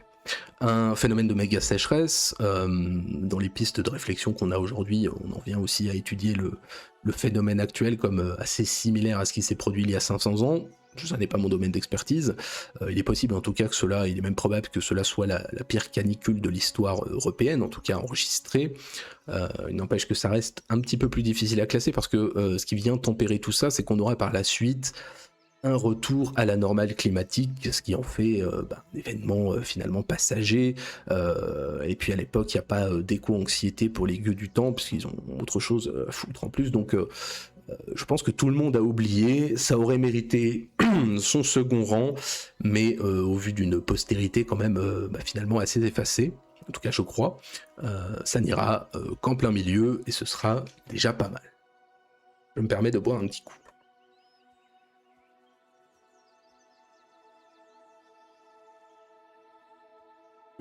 En parlant de sécheresse, bon, voilà, je vais pas vous faire un dessin, mais il y a quand même chaud sur la France. Alors, passons à complètement autre chose. Hop, on va, bouger le diapo, puisque nous allons passer à l'ergotisme. Ergotisme presque partout, presque tout le temps. Et oui, parce que les choses naturelles, ce ne sont pas que des cailloux, c'est pas que l'eau et le feu ou je ne sais quoi, c'est aussi le vivant, dont bien sûr les épidémies dont on a déjà parlé font partie, sauf que là nous sommes sur autre chose. Nous sommes avec un truc qui a récemment vu sa cote grimper à nouveau en flèche grâce à une série que je n'ai pas vue puisque j'en regarde pas, mais c'est le champignon méchant. Et plus précisément, l'ergot du seigle dont il fallait forcément que je parle. Parce que bon, la catastrophe naturelle, ça se discute, plutôt d'ailleurs sur la notion de catastrophe que naturelle, mais je trouve que c'est dans cette tier list là que ça se colle le mieux. Exploration plutôt sympathique en tout cas, qui va nous permettre de sortir un petit peu des sentiers battus. Alors de quoi est-ce que l'on parle ? Eh bien on parle, comme vous le voyez sur l'image, de l'excroissance parasitaire des céréales, une intoxication qui sera clairement déterminée à partir du 19e et à laquelle on va rattacher certains phénomènes plus anciens. L'ergotisme du seigle, plus précisément, que vous voyez là, c'est la contamination par le champignon Claviceps purpurea, qui, écrasé par les meules, va passer inaperçu dans la farine. C'est en fait un mycélium qui va remplacer le grain. Bon, je vous le dis tout de suite, chez nous, vous n'aurez plus jamais ça, comme dit la formule consacrée qui n'empêche pas a priori de l'avoir à nouveau, mais on y fait quand même très attention depuis des décennies. Alors ça touche les humains et les animaux, mais bon, nous, on va s'intéresser au premier, puisque c'est a priori ce qui nous concerne et vous concerne. Je pense que les animaux dans mon public ne doivent pas représenter une grande partie. Mais alors pourquoi c'est pas bien ? Eh ben parce que l'ergotisme se traduit par deux types de symptômes. Vous avez, ce qui est peut-être le mieux connu chez nous, en tout cas dans la période moderne, une forme convulsive, avec spasmes, avec diarrhée, vomissement, et potentiellement, ce qui est le plus drôle, des effets proches d'un bon trip sous LSD. Et vous avez, on y viendra juste après bien sûr, et vous avez la forme gangréneuse, là on s'amuse beaucoup moins, vous vous retrouvez avec des sensations de brûlure qui alternent entre le grand chaud et le grand froid dans les extrémités, vous perdez votre peau comme un serpent atroce, vous avez des ulcères sur le corps, vous avez les membres qui se gangrènent, enfin surtout les extrémités qui sont moins vascularisées, et on aboutit à l'amputation. Enfin quand on sait le faire, sinon on aboutit à la nécrose surtout. Vous avez ici une représentation d'un malade, c'est la tentation de Saint-Antoine de Bosch. C'est donc plus ou moins ce qui arrivait au Moyen-Âge, et comme il y a vasoconstriction extrême, eh bien les extrémités devenaient noires, d'où l'aspect de brûlure et son nom connu à l'époque de feu de Saint-Antoine. Ça reste assez important parce que si le seigle n'est pas répandu chez nous avant le haut Moyen-Âge, on a des références possibles à ces effets nuisibles depuis des millénaires. L'ergotisme semble décrit Grégoire de Tours, et après ça devient festival. L'ergotisme gangréneux va frapper largement durant le haut Moyen-Âge jusqu'au XIIIe, avant de décliner. Et il commet des ravages, surtout, vous en doutez, en période de pénuries alimentaires, où on est un petit peu moins regardant sur ce que l'on mange. Ça touche ponctuellement des dizaines de milliers de personnes dans certaines régions, certaines années, vous avez par exemple 12 000 morts dans la région de Cambrai en 1129, on a durant tous ces siècles des descriptions concordantes des chroniqueurs sur le feu qui brûle les membres, sur les ulcères purulents, sur les membres qui tombent, donc aucun doute sur le coupable, et comme d'habitude on fait appel aux saints, le principal lieu de pèlerinage étant sur les reliques de Saint-Antoine près de Vienne, Vienne en France. Me demandez pas pourquoi, je ne sais plus pourquoi lui, mais il doit y avoir une bonne raison, mais je ne m'en souviens plus. Toujours est-il que les frères vont y développer les premières tentatives de guérison à base de plantes, notamment vasodilatatrices, donc ce qui du coup fonctionne pas mal. Et après ça, on aura des centaines d'hôpitaux de l'ordre des Antonins dans l'Europe qui vont prendre en charge des milliers de malades, généralement les gangréneux, que ce soit l'ergotisme ou non, peu importe, mais passons. Bon, et ça finit par décliner, sans doute pour des questions naturelles et probablement humaines de drainage et compagnie, moins d'humidité, moins de champignons. Et si on a des résurgences parfois, eh bien c'est ensuite l'ergotisme convulsif qui prend le relais à partir du XVIIe, on comprend mieux d'où ça vient, on comprend à peu près, en fait fondamentalement les grains sont largement repérables, mais à la base soit on ne sait pas trop ce que l'on a, donc on fait pas forcément le lien, même si bon, par expérience on n'est pas débile, on sait que bouffer des céréales infectées ou pourries c'est pas terrible. Soit on a des meuniers qui s'en branlent, soit effectivement on a des périodes de disette où on va bouffer tout ce que l'on trouve. Et finalement, au 19e, on comprend enfin le cycle de formation du champignon, et petit à petit, on passe à la pharmacologie, et c'est en bossant sur l'acide lysergique, qui est la structure de l'ergot de seigle, qu'on découvre l'effet hallucinogène d'une des molécules, le LSD, en 1943. Alors bon, on a dans l'histoire près d'une centaine de cas d'ergotisme recensés, j'ai parlé des morts à Cambrai, on a 8000 personnes qui vont en mourir en Sologne en 1778, on a d'autres épidémies qui touchent des dizaines de milliers de personnes dans l'histoire, récemment on a eu 11 000 morts en URSS en 1926, vous vous doutez au vu de l'année qu'on bouffait plus ou moins ce que l'on trouvait aussi. Et on lui a relié aussi pas mal d'affaires historiques, les sorcières de Salem, la grande peur de 1789, avec plus ou moins, et surtout moins d'assurance. Le plus rigolo, ce sont sans doute les épidémies de danse de Saint-Guy, une vingtaine d'épisodes sur 4 siècles où on a des centaines de personnes qui se mettent à danser jusqu'à en mourir, et où on va accuser l'ergotisme et son effet de LSD, parce que bon, faut savoir que ce n'est pas que l'ingestion qui est dangereuse, puisque les spores peuvent aller aussi sur les poussières et vont contaminer l'air respirable en cas de stockage de grains infectés notamment. Et sinon, en rigolo, après l'épisode de nos chers danseurs, vous avez aussi plus récemment l'affaire du pain maudit de Pont-Saint-Esprit en France, en 1951, qui est assez connu, qui est très drôle et qui va pour les explications de l'ergot de seigle au contrôle mental de la CIA, et qui fera quand même 7 morts et 50 internés à l'asile dans le bled. Voilà pour notre petite affaire. Alors, difficile à classer puisque bon, c'est naturel, hein, c'est certain. Est-ce que ça répond à la notion de catastrophe qui a un côté un peu, voilà, dans la psyché commune, le côté événement unique ou répétition avec vraiment un aspect hors de proportion.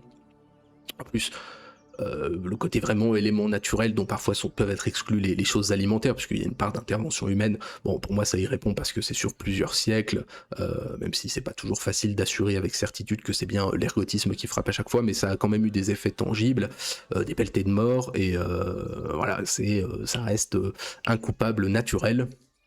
Voilà, on va pas exagérer non plus. Puis bon, mourir sous LSD, est-ce que finalement c'est pas un bon deal quand vous êtes pris en pleine guerre de 30 ans? Je pense que si. Donc on va quand même le mettre à l'avant-dernier rang, parce que c'est, en plus de ça, c'est plutôt rigolo, ses effets. Enfin, en tout cas, l'ergotisme gangréneux peut-être un peu moins, mais comme il y en a plus, bon bah on peut se permettre de rigoler un peu. Allez, on passe à la suite. On passe à l'éruption de la montagne Pelée le 8 mai 1902, principalement à Saint-Pierre, en Martinique. Donc une éruption, bien sûr. On est là sur un des événements connus de notre histoire. Mérite-t-il une place dans notre classement? Bah, bien entendu qu'il mérite sa place, hein, on va pas faire de suspense. Donc nous sommes à Saint-Pierre, qui est une capitale, disons, économique et officieuse de la Martinique, avec son port naturel idéal. C'est la grande ville du coin, c'est le petit Paris des Antilles que vous voyez sur la carte. Hein. Et puis essayez de bien vous souvenir à quoi ça ressemble, parce que ça va plus ressembler à ça. Le seul problème de cette fort jolie ville, c'est qu'elle est située à un peu plus de 5 km d'un volcan, la montagne Pelée. Volcan d'activité modérée jusque-là, peu d'éruptions, la plupart assez courtes, sans couler de lave, principalement des nuées ardentes.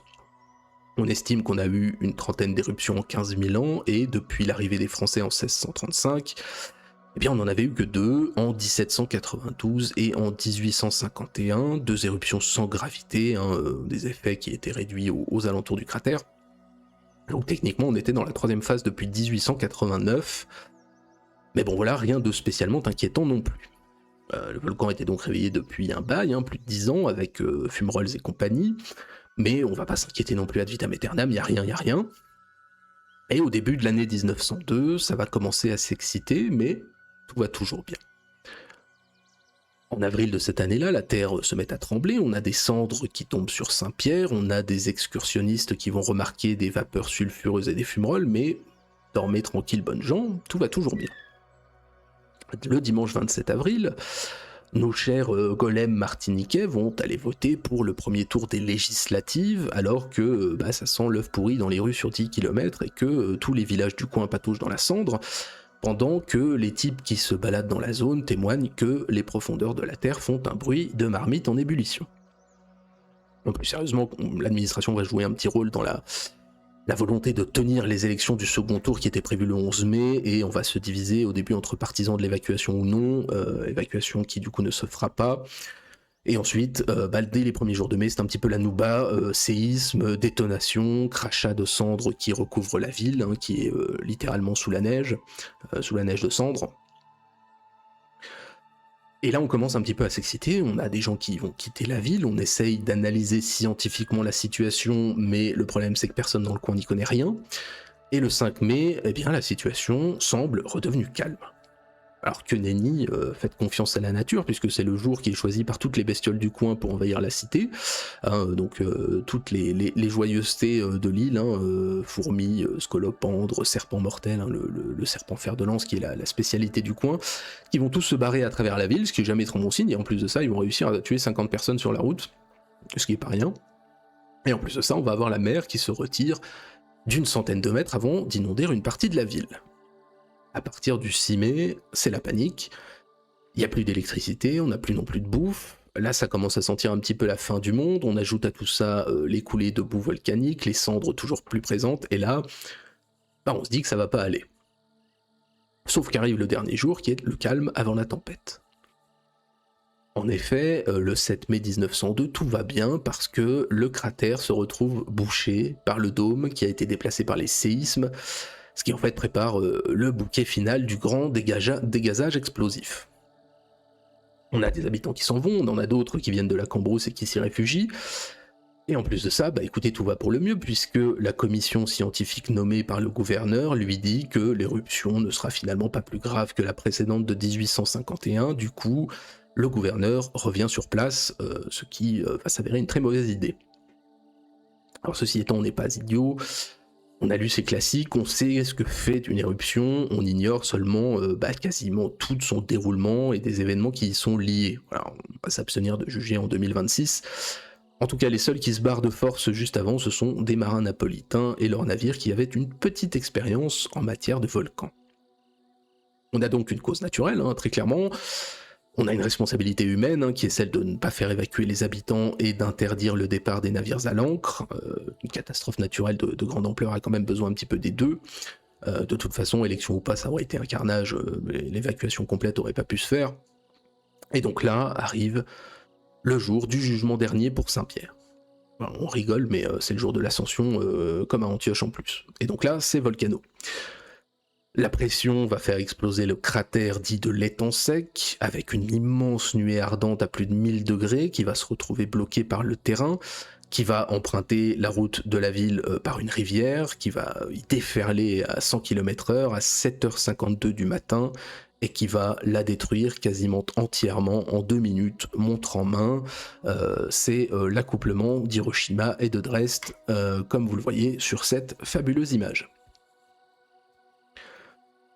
L'explosion provoque l'embrasement du cratère, on a un champignon atomique qui obscurcit le ciel à 80 bornes à la ronde, une onde de choc supersonique, un panache noir de gaz et d'eau de 4 km de haut, avant que le cratère ne s'effondre sur lui-même et couvre de boue, de roches et de cendres les alentours, tout cela aggravé bien sûr par des coulées volcaniques diverses et de multiples incendies.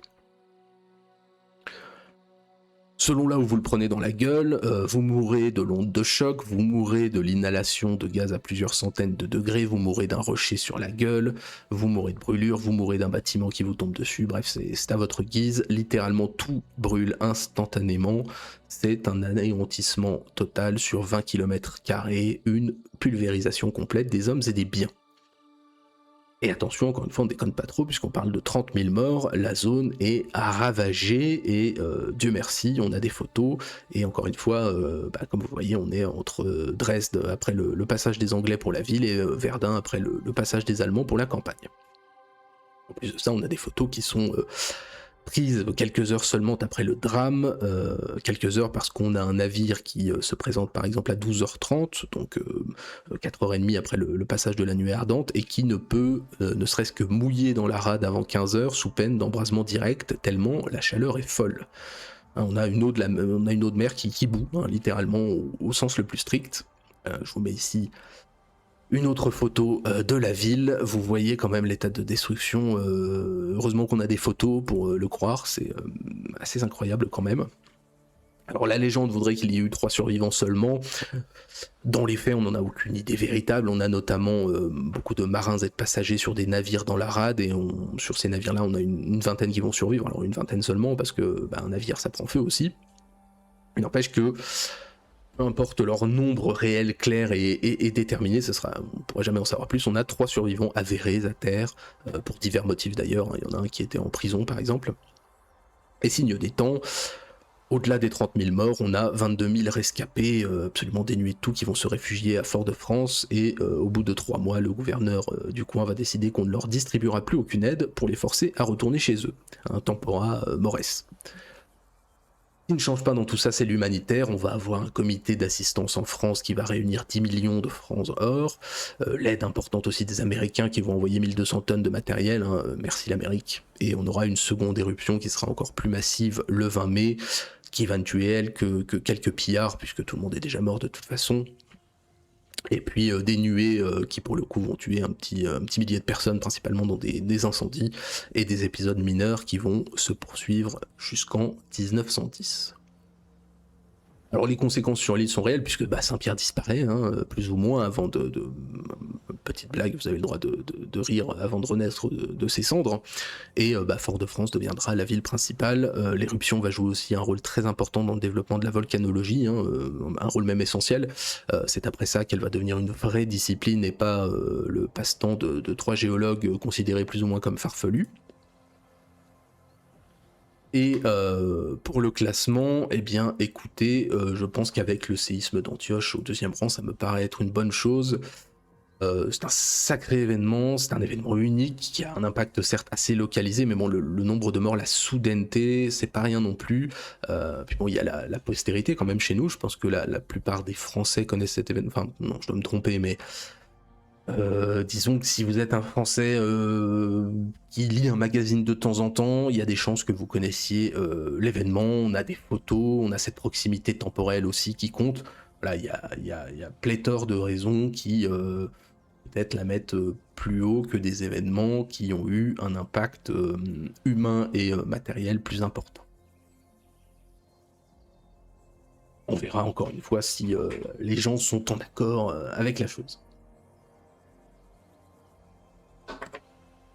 Bien, encore une fois, nous passons du coq à l'âne, puisque nous allons changer de pays, pas tellement d'époque, mais nous allons changer de pays, puisque nous allons parler de l'événement de la Tunguska le 30 juin 1908 en Sibérie centrale. Et on parlera de météorites à défaut d'autre chose, on va voir tout ça. Parce que les météorites, c'est la seule de la liste, hein, en l'occurrence, puisque à moins de remonter à des époques antédiluviennes et aux dinosaures de merde, la plupart des événements qui y sont liés, c'est comme se prendre la foudre sur la gueule, c'est pas de bol. C'est très souvent un type qui se prend un bout de rocher sur la trogne en mangeant des chips devant sa télé, donc c'est pas forcément passionnant. Là, on est sur un événement majeur, entre guillemets, qui a donné lieu à beaucoup de récits autour et accessoirement des remises en cause de la chose et qui pour le coup fait mesurer à l'humain la chance qu'il a d'avoir un grand pays vide comme la Russie pour absorber de telles tatanes cosmiques. Alors comme vous le voyez, on est en pleine Sibérie centrale, autour des deux fleuves Tunguska, d'où le nom. On est au milieu de nulle part, on est à 1000 km du lac Baïkal, à 60 km du premier village peuplé, et dans un endroit où se promènent que 3 pelés natifs, les Tungus en l'occurrence, et quelque part c'est tant mieux puisque c'est ce qui a permis que l'on ne relève que 3 morts, hein, qui devaient être les 3 pelés en question. Alors j'ai regardé un petit peu d'ailleurs, parce que je connaissais pas le coin, le bled le plus proche sort absolument de l'enfer, le coin par ailleurs a l'air très joli, enfin, c'est la nature quoi, c'est la nature et c'est la Russie pour le bled, hein, donc voilà, l'alliance entre un très beau pays et des villages absolument ignobles. Mais comme du coup il y avait personne, eh ben, on n'a pas beaucoup de témoignages et la plupart de ces derniers sont un peu vagues, ils sont pas toujours ressemblants non plus. On a vu passer un truc dans le ciel, voilà, pas plus. Disons que si on bricole un peu, on dira qu'on a vu passer une lumière brillante, on a vu un flash, on a entendu des coups de canon, et puis voilà.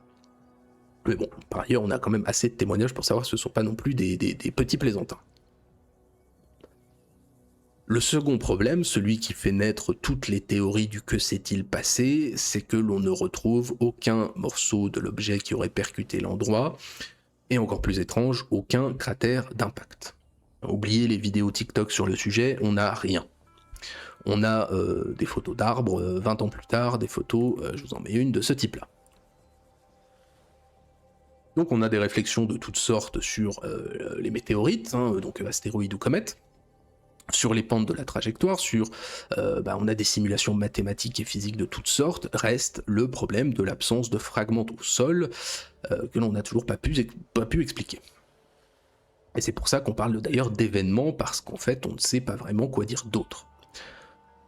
Bon, par la suite on trouvera quelques résidus dans des troncs d'arbres et ce genre de choses, mais rien de plus. C'est un peu l'idée, on part de la météorite pour arriver à on sait pas trop avec certitude, quand nous en tout cas on y pense avec nos connaissances réflexes, pour nous c'est une météorite, mais là il y a toujours le doute, et comme ça les zinzins peuvent faire des vidéos IA pour des shorts YouTube.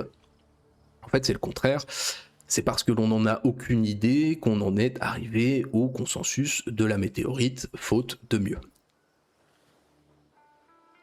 On n'a pas de météorite, on n'a pas d'impact, mais bon, on se dit que comète, parce que composé de matière volatile qui aurait pu disparaître, ou astéroïde, eh ben, c'est le plus vraisemblable, une explosion en fait atmosphérique d'un tel objet qui se pointait à 80 000 km/h et qui a sauté à 5 ou 10 km de la surface. Encore une fois, je vous épargne les discussions scientifiques de pointe, on n'y comprend rien, puis on s'en branle. Mais c'est l'idée. En tout état de cause, il y a bien eu quelque chose, puisque l'on a une onde de choc et un épicentre. Malheureusement, on n'a pas vraiment de, on n'a pas de photos prises peu de temps après, parce qu'on ne s'y intéressa pas vraiment avant le début des années 20. Entre 1908 et 1914, je peux pas vraiment vous dire pourquoi. Après, je vous garantis qu'on a autre chose à faire dans le pays et que c'est pour ça. Et du coup, avant 1925, personne n'en parle vraiment. Et surtout, on n'a pas d'études directes juste après à cause de l'éloignement du site et des méthodes du temps. En tout cas, il y a eu quelque chose parce que l'onde de choc est ressentie et enregistrée sur des centaines de kilomètres. On constate des dégâts dans un rayon de 500 bornes. On a des vitres qui sautent dans des villes à 500 kilomètres de là. On a des personnes qui se retrouvent projetées au sol à des centaines de kilomètres. Et on a des stations sismiques qui détectent l'événement jusque Batavia. Batavia moderne, Jakarta. Et vous avez ici une reconstitution, comment dirais-je, en vert figurent en fait les arbres qu'on a retrouvés couchés, et les distances, vous les avez en abscisse et en ordonnée, on est sur 70 bornes d'un côté, 50 de l'autre, donc on trouve quand même des arbres couchés sur une zone gigantesque, et on se retrouve, ça s'est avéré aussi, avec des phénomènes naturels visibles dans toute l'Europe. On a à ce moment-là des nuits très claires, presque du jour jusqu'au milieu de la nuit, du fait des poussières, on estime ça en millions de tonnes qui ont été soulevées jusque dans les couches les plus hautes de l'atmosphère, ce qui va fatalement refléter la lumière du soleil. Ce qui fait d'ailleurs qu'on pense d'abord à une éruption volcanique quelque part.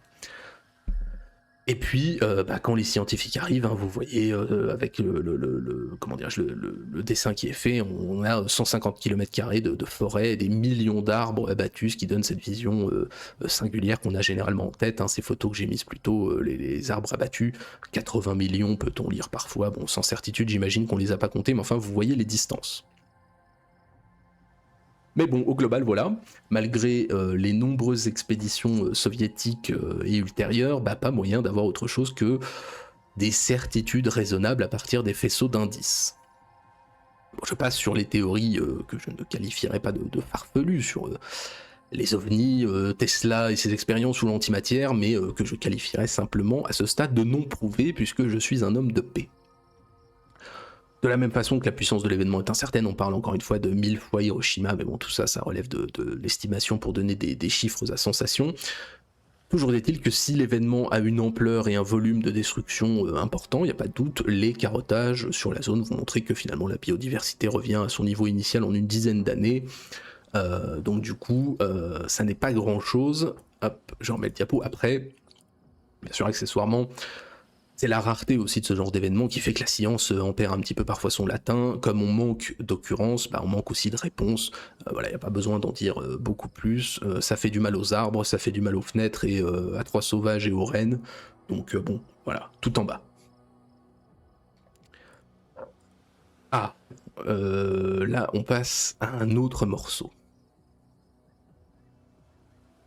Puisque nous allons parler, alors j'ai intitulé ça la grande tempête de décembre 99 en France, c'est un terme impropre puisque ce sont deux grandes tempêtes, mais voilà un événement que votre humble serviteur a vécu et vu de ses yeux vus en Lorraine.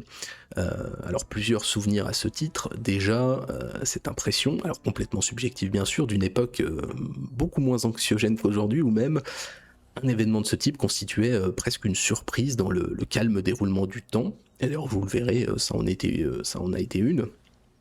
Personne ne semblait y être préparé ou redouter quoi que ce soit. C'est totalement subjectif, je le concède, mais pour le coup, c'est totalement objectif aussi, on va le voir.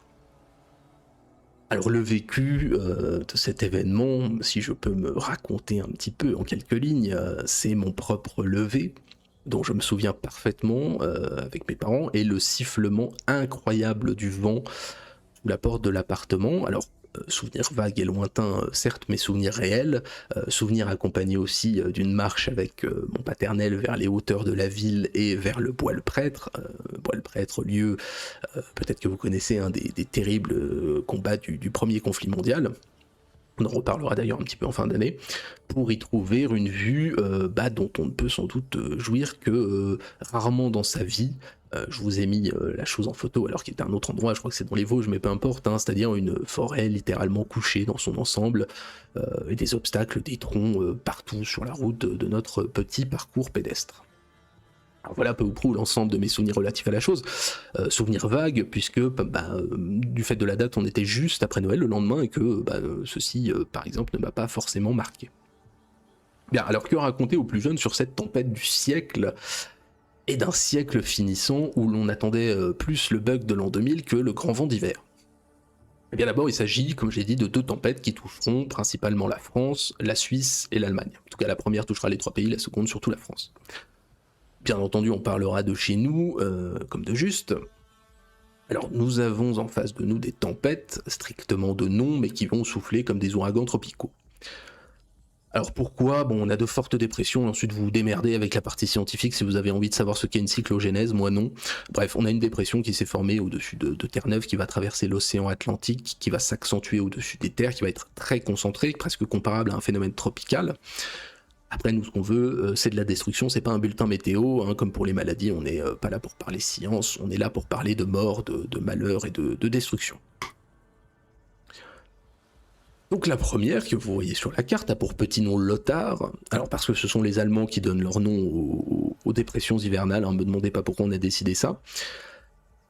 Et si sa survenue est anticipée, elle ne l'est que 24 heures avant son déclenchement, et les premières prévisions tout début de journée s'avèrent bien inférieures à la réalité.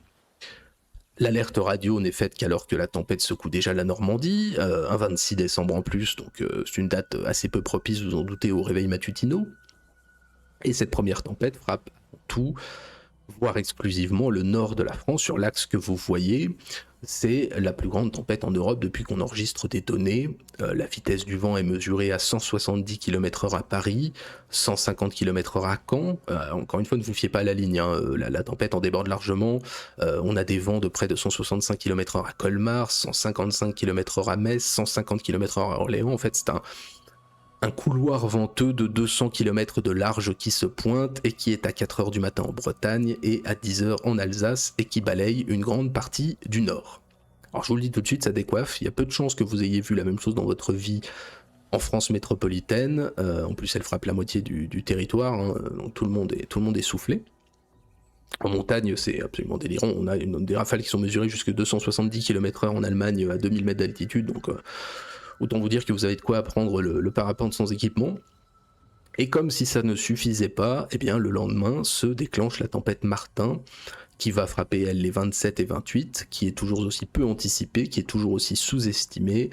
Et cette fois, je vous mets la carte, bougez pas. Voilà, elle va frapper l'ouest, le centre, et va se déplacer vers le sud. En gros, elle se déplace à partir de 200 km au sud de Lothar en général pour passer la deuxième couche. Et si elle touche un petit peu moins de territoire, là aussi ça va souffler grave, puisque c'est près de 200 km/h sur l'île d'Oléron, 165 km/h à Millau, 155 à Bastia, voilà, ça va décoiffer comme il faut. Et en plus, dans cette dernière, ça joue des courants froids, on va avoir d'intenses chutes de neige. Et elle atteint le 28 décembre au matin Venise, où elle va s'arrêter, le nord de l'Italie étant aussi un petit peu touché. Alors pour la petite info, ceux qui s'étonneraient de l'impréparation française, je vous rassure, les 2 autres pays principalement touchés, que sont la Suisse et l'Allemagne, ont été encore plus nuls que nous en matière de prévision et d'anticipation. Alors je ne parle des destructions que pour la France parce qu'on est les seuls à être touchés par les 2 tempêtes. La réponse, en l'occurrence, va être rapide mais assez anarchique parce que plusieurs régions ne possédaient en fait pas de structure de coordination, on ne s'y attendait pas. Le plus souvent, ça va être des engagements spontanés, des secours, de l'armée, mais dans certaines zones, typiquement ce charmant département dans lequel je vis, c'est plus ou moins le postier qui vient voir si vous êtes vivant 3 jours après. Mais bon, il n'empêche, ça va être une mobilisation générale comme on a rarement dans le pays. Mais bon, il n'y avait pas de chaîne d'infos en continu, donc on entendait moins les gens se plaindre, on faisait un petit peu avec. Alors ça va faire quoi ? Matériellement, plusieurs dizaines de milliards d'euros de dégâts, monnaie de l'époque, hein, nous sommes encore à l'heure du franc. 10% de notre réseau de distribution d'électricité est détruit, un quart est hors service, 10 millions de Français n'ont plus le courant, certains départements en totalité. Ça va obliger d'ailleurs EDF à se procurer tous les groupes électrogènes portables disponibles en Europe. Plus d'eau courante pendant plusieurs jours non plus dans une majorité de départements, 20 000 km de routes et de sentiers qui sont endommagés, 20 000 km de voies ferrées sur 32 000 qui sont inempruntables. Il faudra mobiliser d'urgence 18 000 cheminots, ça va coûter des centaines de millions à la SNCF.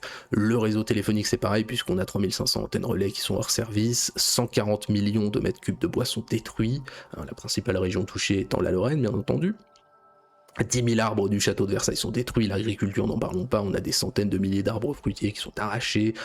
L'élevage va trinquer pareil, puisqu'on a des stocks de fourrage qui sont envolés à tout jamais, toutes les boîtes qui utilisent l'électricité dans l'os, enfin c'est l'Eldorado des entreprises de bâtiments et de bricolage. À la limite, c'était les seuls qui ont été contents de l'événement. L'ensemble des dégâts va bien entendu amener les sociétés d'assurance en France à modifier leurs critères de sinistre pour rendre ça plus strict, après que ça leur ait coûté des milliards d'euros, enfin de monnaie nationale encore une fois à l'époque. Et l'État, bien entendu, va investir des milliards supplémentaires. Et du point de vue des morts, alors effectivement, on arrive au chiffre de 140 morts, dont 92 en France et 2000 blessés.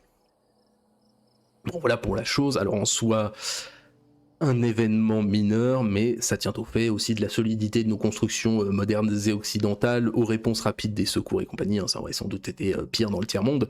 Alors considérant, j'enlève le diapo, le peu de morts, je suis obligé de réduire un peu la voilure, si j'ose dire, mais vraiment pour ceux qui ont vécu ça, pour ceux qui ont vécu des vents en France supérieurs à 150 km/h, je pense qu'ils comprendront, c'est une expérience visuelle et sonore assez incroyable.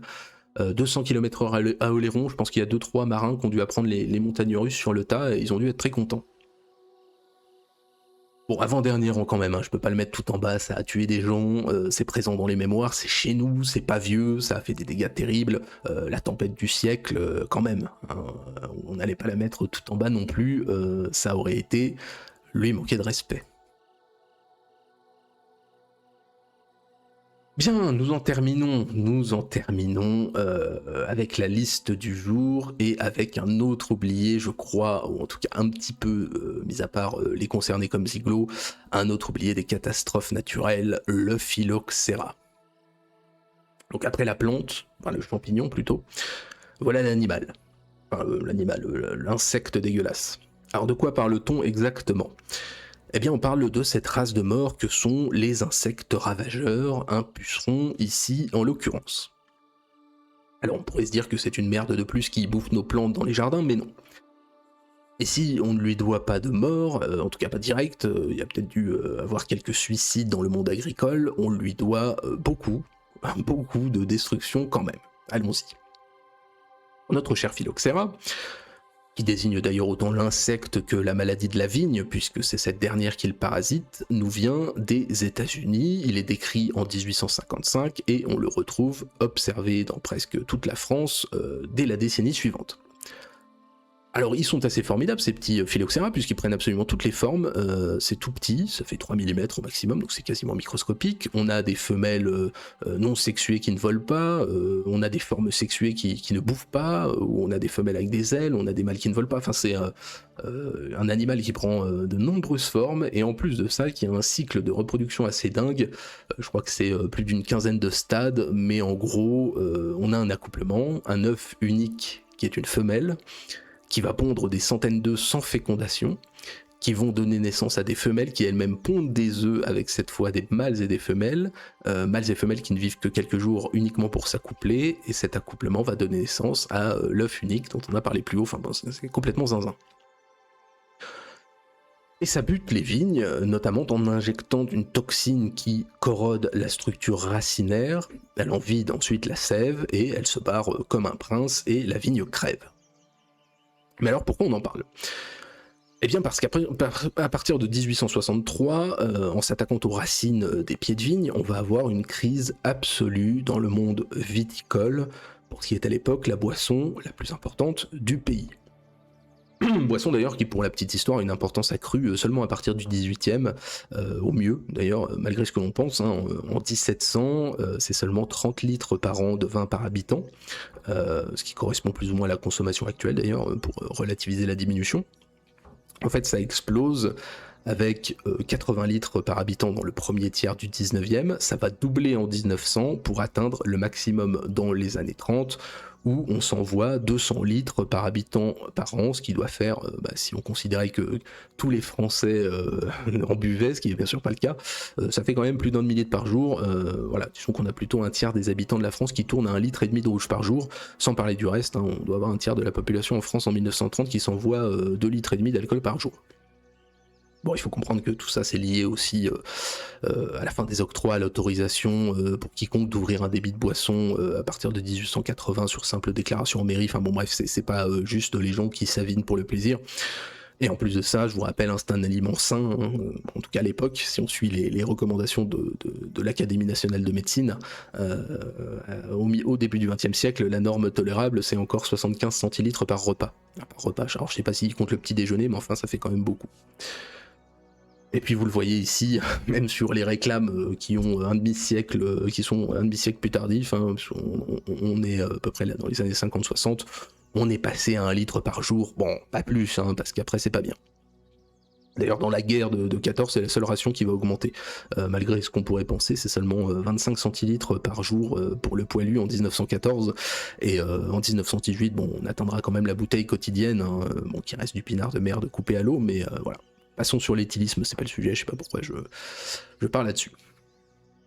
La maladie apparaît grâce à l'importation de vignes américaines, comme le mildiou d'ailleurs, qui aurait fait, on en avait parlé sur War Thunder, mais ça aurait fait un excellent choix le mildiou, mais avec lui on était un peu dans les champignons aussi, et je trouvais que l'ergotisme était plus rigolo, mais le mildiou, notamment de la pomme de terre, c'est indépassable en termes de conséquences en Europe, hein, voilà. Bon, comme je vous ai dit, on peut pas parler de tout, je sais que vous m'excuserez.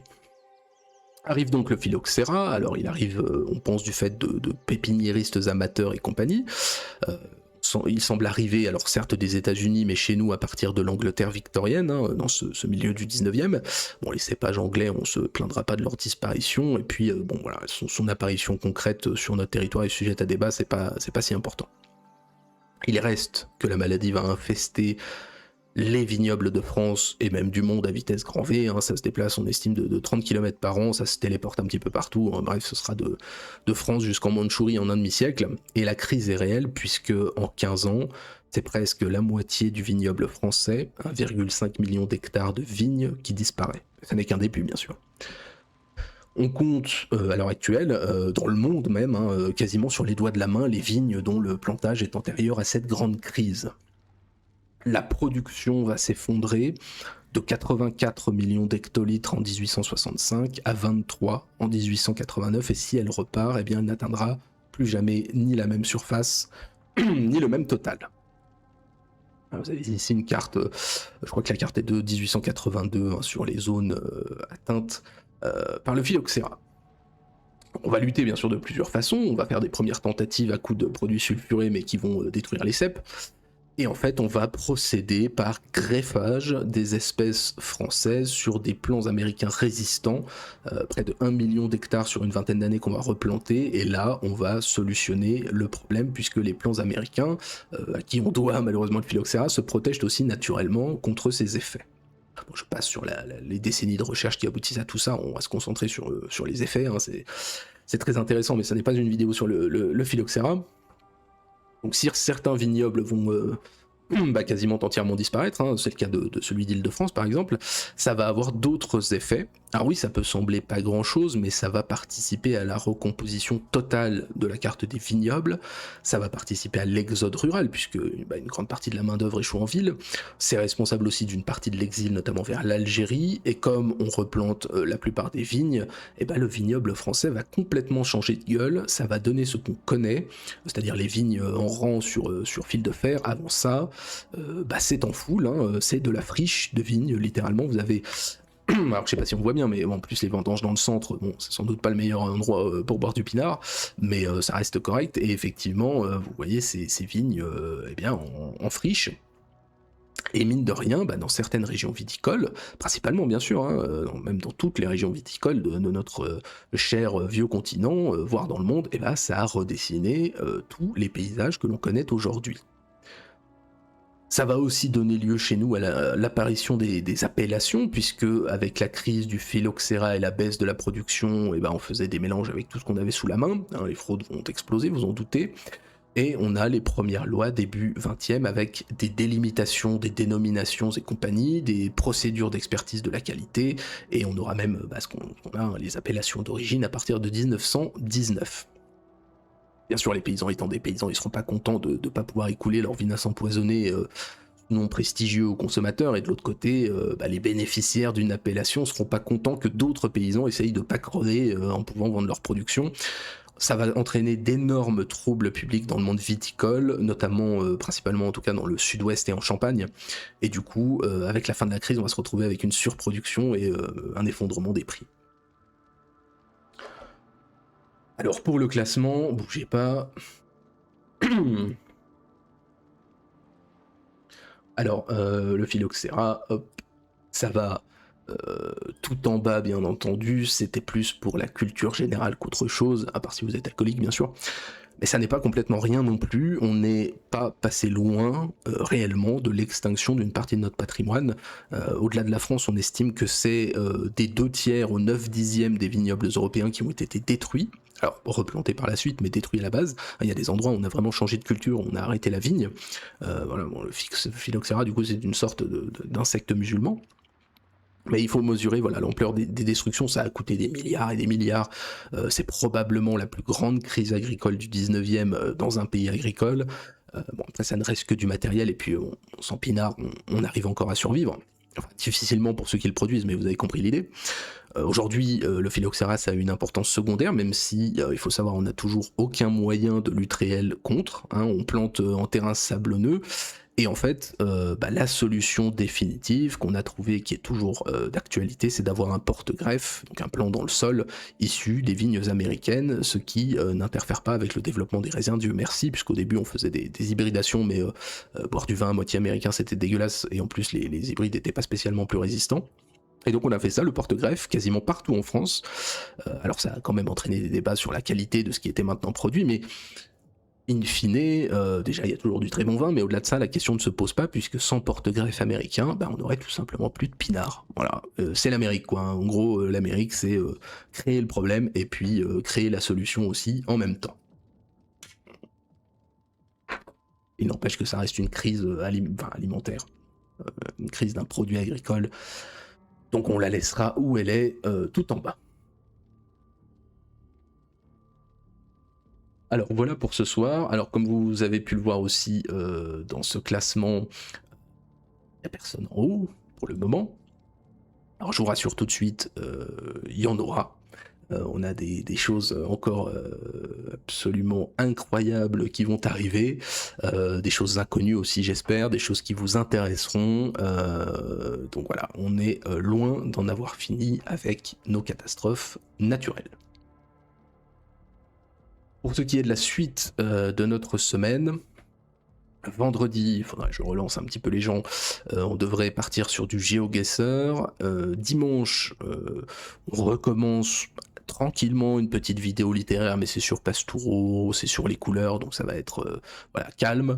On reprendra par la suite, alors le dimanche suivant c'est encore une autre vidéo, c'est un onanisme et découverte, mais ensuite on attaquera vraiment le plus dur de la littérature, donc on se laisse encore un petit peu de temps. Et puis mercredi prochain, alors normalement c'est la seconde partie du renseignement français. Valdo, qui est l'intervenant, m'a pas recontacté, donc j'espère qu'il n'a pas oublié. Sinon je lui enverrai un message aussi. Donc voilà pour le programme qui nous attend. Je pense que c'est encore plein de bonnes choses. D'ici là, écoutez, il me reste qu'à vous souhaiter une excellente fin de soirée, une excellente fin de semaine. On se retrouve vendredi. Portez-vous bien.